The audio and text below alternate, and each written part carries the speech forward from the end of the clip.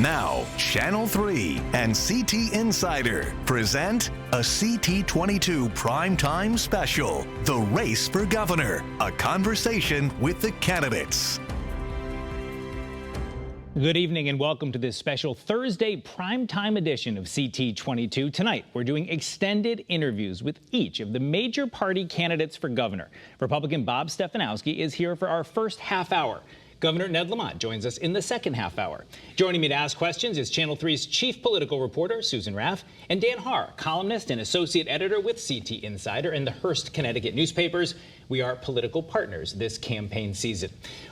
Bob, welcome. Thank you for being with us. Thank you so much. We're going to move through a variety of topics. We have a lot of ground to cover and a lot of time, but I just want to begin with this. In a statewide campaign, it's so easy to talk about the flaws that you see in your opponent as a way to differentiate yourselves. Right. But can you tell us about either a person you met or a moment along the campaign trail where you said, aha, this is why I should be the next governor?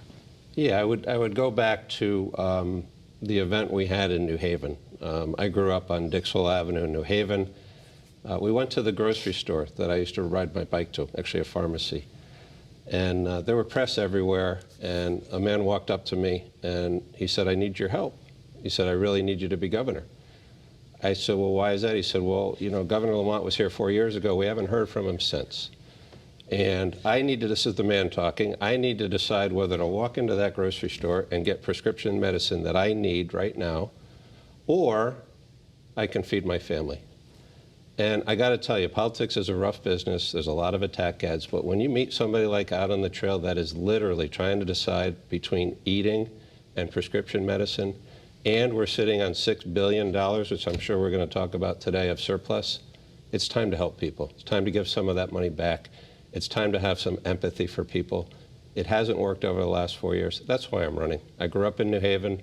I'm a normal guy. I got a great family. I got a great wife. I've got the right experience to win this role, and the people of Connecticut are ready for a change, and they deserve a change. So your story talked about the economy and economics, and we're going to start with that as our first topic. Susan has the first question. Everyone is talking about the economy, and some are saying we are seeing record inflation. We've seen very high prices, not necessarily unique to Connecticut, all over the country. What, if you were elected, could you and would you do to make life a little bit easier and more affordable for people in Connecticut? Well, any metric you look at, Connecticut is one of the most expensive states in the entire country. CNBC gave us an F rating for affordability, second highest taxes in the country, electricity cost highest in the continental U.S. The good news is we got $6 billion from the federal government, and we have a plan. We should give half of it back.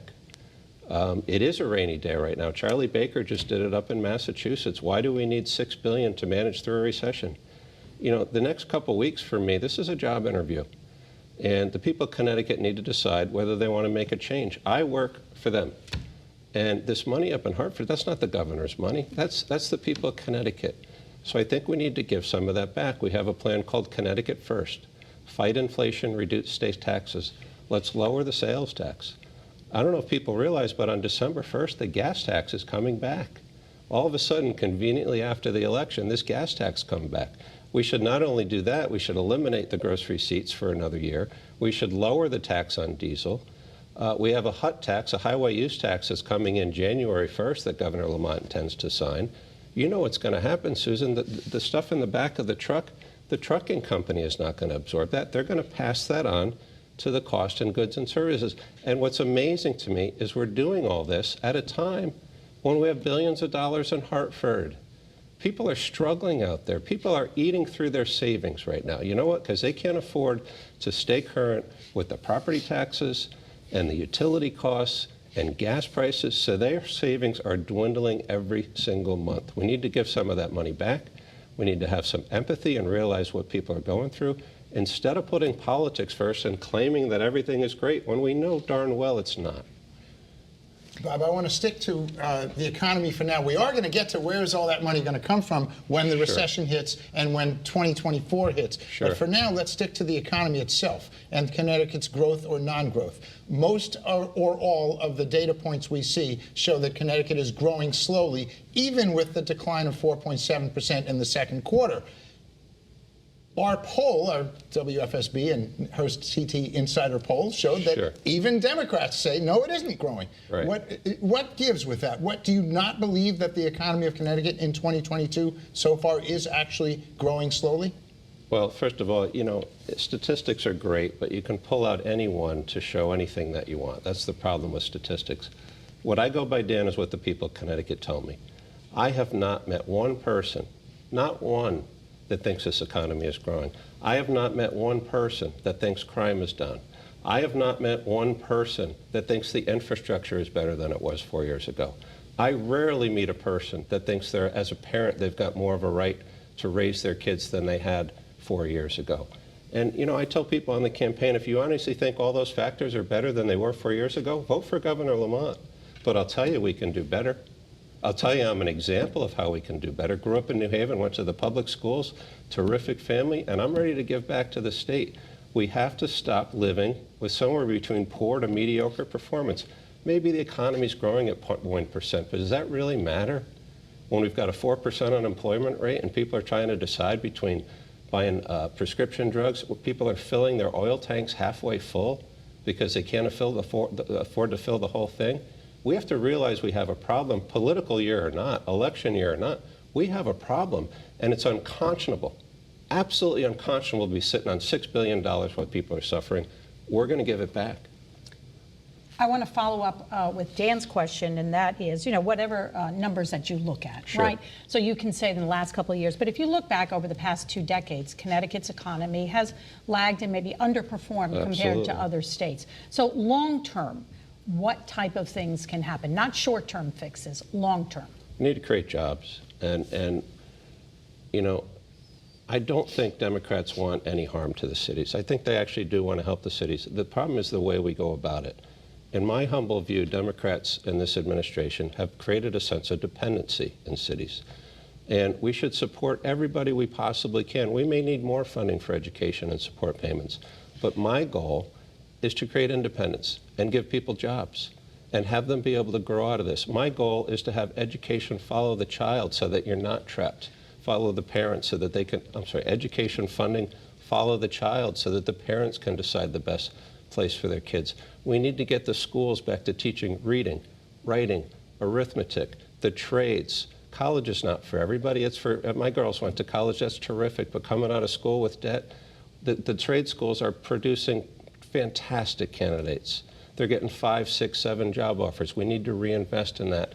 So there's so much we can do. To your point, Eric, we can be negative about it, but we've got so much opportunity in Connecticut. Look at Bridgeport. If I were to tell you there's a city that's midway between Boston and New York, it's got a deep water port, it's next to one of the best universities in the entire country, and we can't make that work? This is about leadership, this is about discipline, this is about putting people first, and this is about being honest about where we stand right now. And it is not good in Connecticut. We can try to sugarcoat it, but it is not good right now. That's why we're running to make it better. We do have a lot of ground we want to cover. We want to switch topics now. We're going to go to Dan. We're going to talk taxes and state spending. Dan? Taxes. I promise you we're going to get to the $6 billion. I want to start right now, though, with spending on this topic. And you have accused the governor of spending too much money. And yet, on the campaign trail, much of what you talk about involves spending more money, especially what we just talked about with training and so forth, cities, with the rainy day fund. Mm-hmm. You've said you could cut the budget by $1 billion. That's tough to do. No one's done it to date. Mm-hmm. What are specific ideas you would do to cut the budget? Biggest tax we have right now is the corruption tax. Look at the state pier. Eversource, Orsted, people in Connecticut get together, they say, we're going to build a pier, it's going to cost $70 million. You know what the current estimate is? $300 million. That's a $230 million cost overrun. You think Orsted picks up any of that? Nope. You think Eversource picks up any of that? Nope. You know who does? It's your viewers right now. And you know why? Because they're not represented at the table. That's $230 million. Imagine what we could have done with education.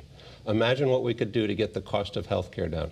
Imagine what we could do to give people tax breaks. Again, I'll use the word unconscionable again. It's unconscionable that we don't stand up for taxpayers in that situation and say, listen, ladies and gentlemen, we have a problem here. We mutually underestimated the cost out of this. We're going to figure it out. But you know what happens, Dan? The taxpayer of Connecticut takes it on the chin every single time. That stops when I'm governor. Of course, if it's EverSource, it'd be backdoor, we'd pay it that way. Well, that's true, too. They've got a guaranteed rate of return. That's right. That's right. Who in the world do you know, regardless of their performance, that gets a guaranteed rate of return? Every utility in every state. We're going to change that, Dan. We're going to get rid of PURA. We're going to have a real board. We're going to have consumer advocates on that board, and we're going to start representing the taxpayers. Now we're going to talk about the $6 billion Let's go. surplus. Okay. So this legislative session, the governor and Democrats passed what is an historic tax package, or tax cuts, $650 million of them, right? And we do have a surplus and rainy day fund. The governor would like to use that money to pay off pension debt for state employees, which I believe, number says, would save Connecticut taxpayers about $450 million a year. So why not keep that money there? You want to use it for other things. Well, first of all, let's understand why we have a surplus, because we got $6 billion from the federal government. That money didn't rain down from the sky. Those are our federal tax dollars. It's a bit of a shell game. I think that's debatable. I think the governor and his administration would say the federal dollars are not part of that surplus. How does the federal government fund itself? Taxes or debt. So it's either our tax money or it's debt that our kids are going to have to pay off. But put that aside. $2 billion tax increase his first year in office. You're going to say it's 1.7, that's fine. No, it's whatever it is, half of that. right? It's net that he increased taxes. Debt up $4 billion. And I think we should have paid down the pension debt, but he didn't have any choice. That was a bipartisan budget that Republicans helped craft, that he statutorily needs to pay down that debt. Right, but no administration in the last decade has used any surplus money to pay off that. Thank God for the Republicans and a bipartisan budget, that they finally got together. And you know what? Since that budget, they haven't been invited back to the budget discussion one iota. There's not been a bipartisan budget. Governor Lamont raised spending by $4 billion with a B, no input from Republicans, and that's why we are where we are today. Well, let's talk about the $6 billion, though. Yes. How do you want to spend it? Well, give half of it back right now, $3 billion. It'll save the average family over $2,000 per year. It's cutting the property tax, or giving a state deduction for the property taxes.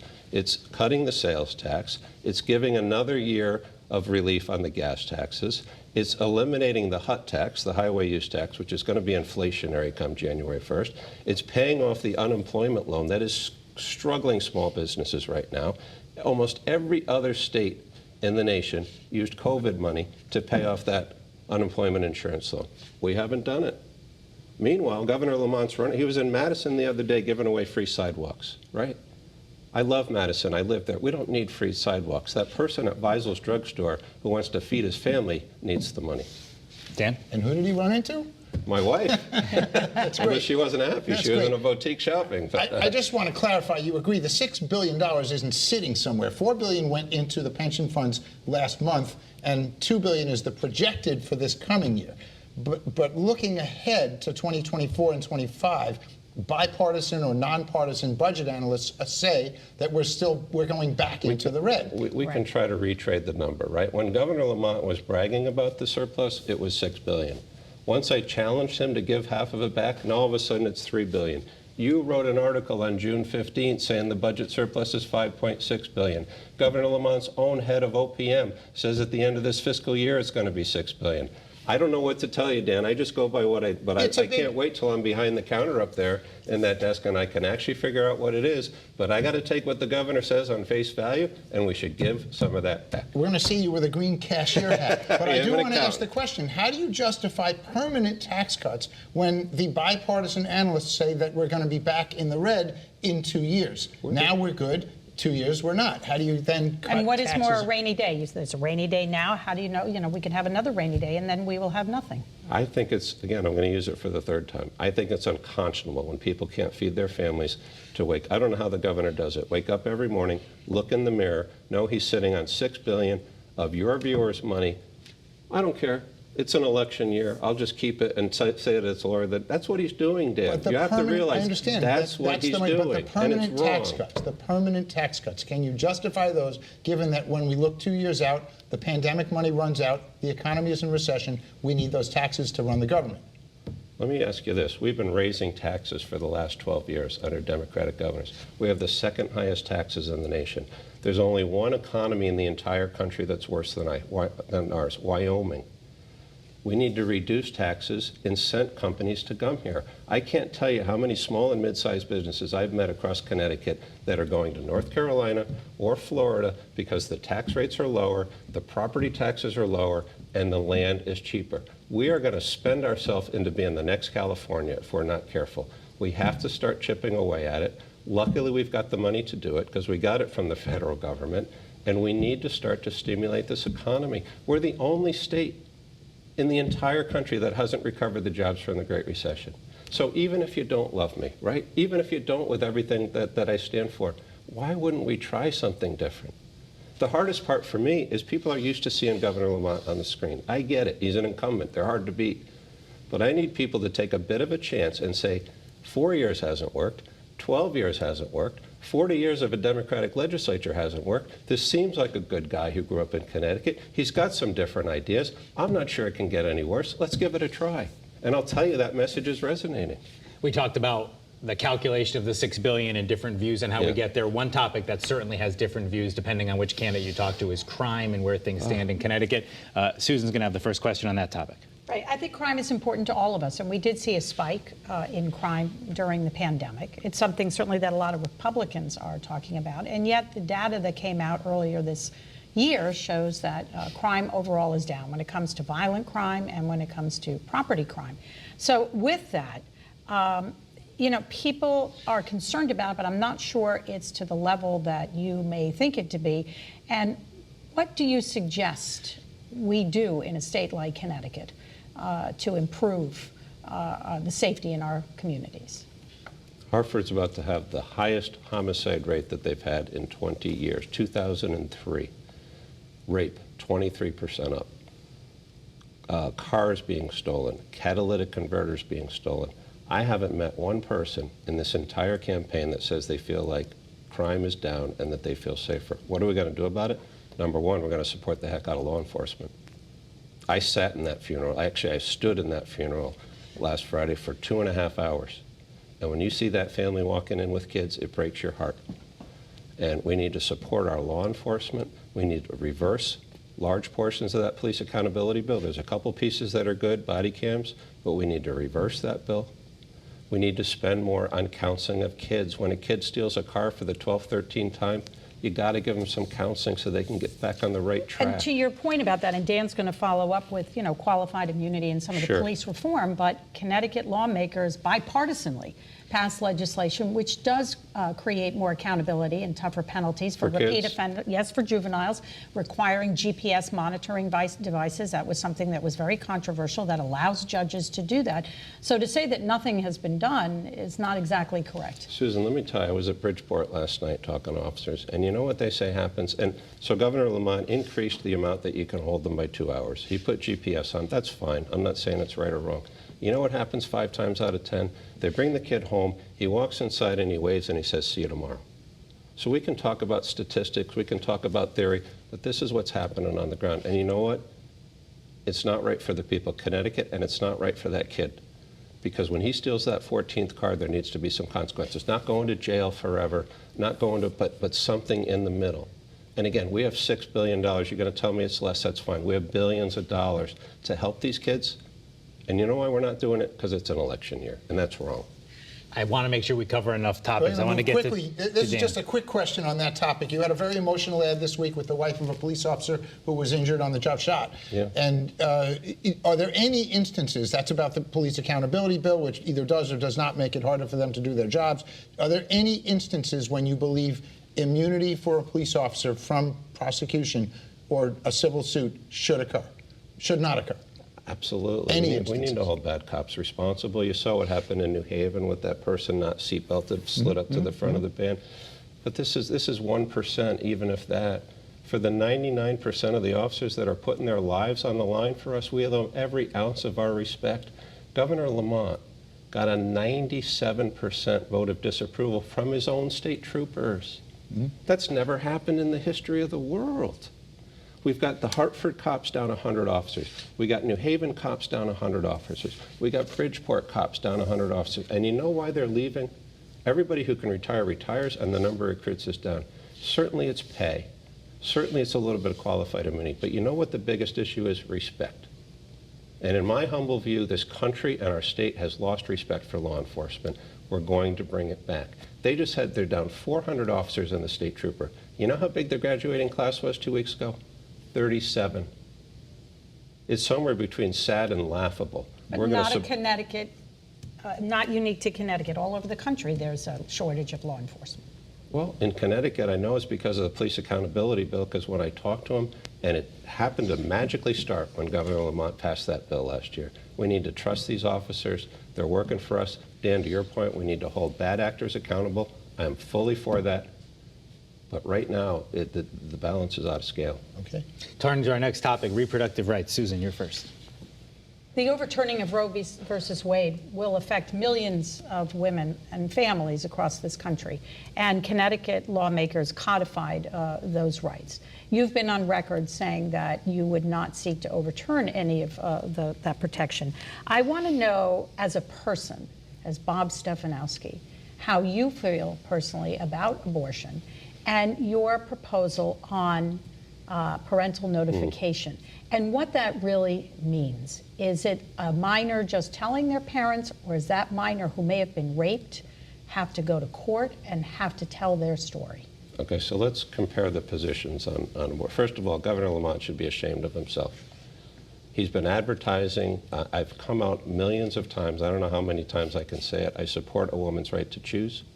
The Connecticut law, Roe v. Wade, is codified in Connecticut state law. It is not going to change.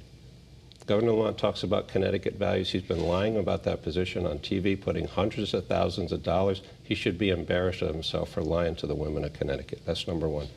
I do believe in parental notification, with the exception of rape or incest, where you have a judicial alternative or counseling the person that they can go to. But personally, I feel when I have to sign a form, forget about notification. When I have to sign a form to let my daughter get a tattoo or get her ears pierced, yet she can be sitting up in her room deciding whether to have a procedure like that, I think the parents should be involved in that decision. I think abortion should be limited to the first trimester. I'd love you to ask Governor Lamont whether he sees any limitations on it whatsoever, because he supported Richard Blumenthal's bill, which would have allowed abortion right up to the point of conception. Ask him when he's on whether he sees any exceptions whatsoever. Do you personally support a woman's right to choose? Absolutely. Dan, I want to move on to leadership and criticism of his opponent. Yes, Bob, you've talked about the state pier, which you just talked about, the scandal in West Haven with the pandemic relief money, the school construction contract investigation, SEMA 4, the contracts for testing. This week, Governor Lamont announced $54 million in earnings. You've talked about all these things. What precisely are you saying about the governor's leadership? What are you saying? Are you saying I don't want to put words in your mouth. What is your point about his leadership? He's one of the least, I think he's probably given the least amount of disclosure as a sitting governor in the history of the state of Connecticut. That's what I'll say. He's got 2 FBI investigations of his administration. When he had emergency authority to do whatever he wanted in the middle of COVID, he gave a $26 million no-bid contract to a company, SEMA 4, owned by his family. When we found out about it in the paper, he said, I'll disclose how much I made and I'll donate it to charity. That was 2 years ago. He released his tax return. He files married filing single. Okay, so it excludes most of the income that's likely being used to fund his campaign. I don't think he's corrupt. I'm not going to say that. He seems like an okay guy. But when you hide that amount of stuff, there's obviously something you're worried about. He's being sued for racial discrimination by his former head of Department of Health Services. There's more scandal surrounding this administration than I've seen for a long time. And then, you know what? You guys have grilled me on my sources of income, right? When is it going to be fair play that somebody asks him, how much did you make on SEMA 4? But so you say you don't think he's corrupt, but these have been talking points of your campaign. So what do you think voters should take from him? I think he's an absent leader. I don't think he's close enough to the people. I think he kind of floats around. He sits in his $2,300 leather chair with his name embossed on the back, which, by the way, I'm going to get rid of. I'm going to put a masking tape on it. I'm going to say Stefanowski. Why should the leader of the state of Connecticut have a $2,000 chair when people are struggling to feed themselves? I don't think he holds his people accountable. I don't think he's ever led, in fact, I know he's never led a large organization. There's 50,000 employees in the state of Connecticut. He's not up for the job. It's time for a change. We probably have time for one more question. Susan, it's about education and COVID. Right. We couldn't leave you without talking about the pandemic, which has had a very devastating effect on many industries and certainly our education. And our students have suffered. There's no question about that. And Governor Lamont, many feel, did a good job. Let's face it, you have even said this is uncharted territory. Absolutely. No one had a roadmap to COVID. Right. So, and we were able to open schools faster than many other states. I'm not so sure about that. I think we're in the middle of the What pack. would you have done differently to weigh the rights and make sure education was intact, but also people's safety?